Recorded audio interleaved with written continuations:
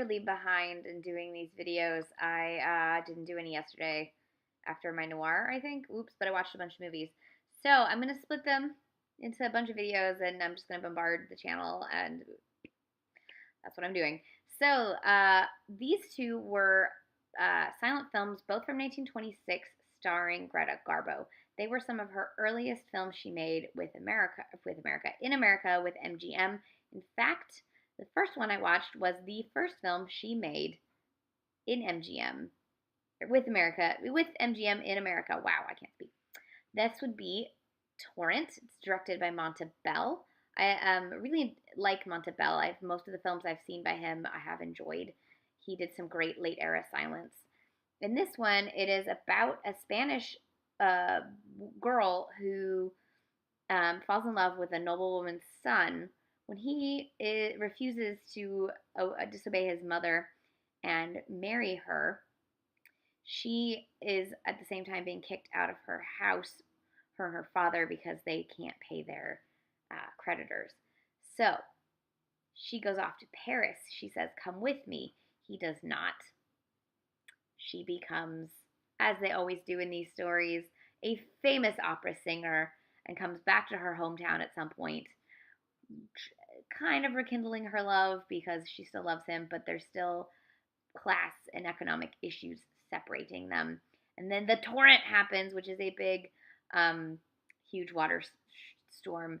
Really nice sequence, actually, that destroys a whole bunch of things in their area. The lover is played by Ricardo Cortez in one of the few cases where I didn't find him a huge creep. So, plus to Monta Bell for making Ricardo Cortez not seem like a huge creep. Greta Garbo is at the height of her seduction quality. She's just beginning to really harness it all together and become this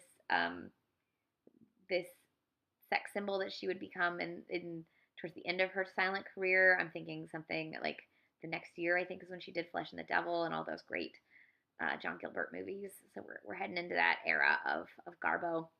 The next one was it was also from 1926. This was called The Temptress, and it was mostly directed by Fred Niblo, another late era MGM silent film director that I cannot praise enough. I've yet to see a Fred Niblo that I didn't enjoy.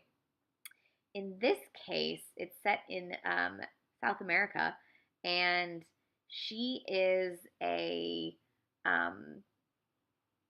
temptress, if you will. She's a woman married to a rich man who is in debts and allows her to be many people's mistresses, something like that. And none of the people that she actually loves allows her to love them the way she wants to be loved. And she's this great, and everyone gets ruined. Everyone who has anything to do with this woman gets ruined, and they always blame her. But she has this great quote towards the end of the movie where someone's like, all these men have been ruined because of you. Like, what do you have to say to that? And she's like, they have not been ruined because of me. They were ruined because they wanted my body and they wanted to use me for their own happiness. They didn't factor me in at all. And it's like, yes, this movie is incredibly feminist in the way in which she is aware of the fact that she has little to no agency in the society that she lives in, and she does the best that she can with what she can. And it's very powerful, and I really enjoyed it. And also some of the most beautiful costumes I've ever seen on her. And also very young Lionel Barrymore, always fun when he shows up in one of these movies from this era.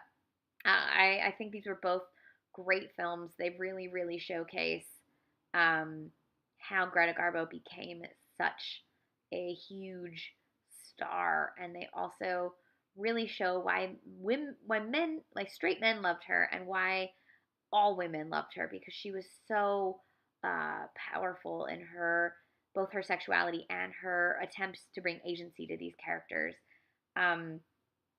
I really, really liked The Temptress. I think that one was my favorite of these two. So check them out. They are on Filmstruck right now, or you can rent them. They're on DVD from Warner Archive Collection. And just some really solid work from young Greta Garbo. It just shows you why she was such an iconic star.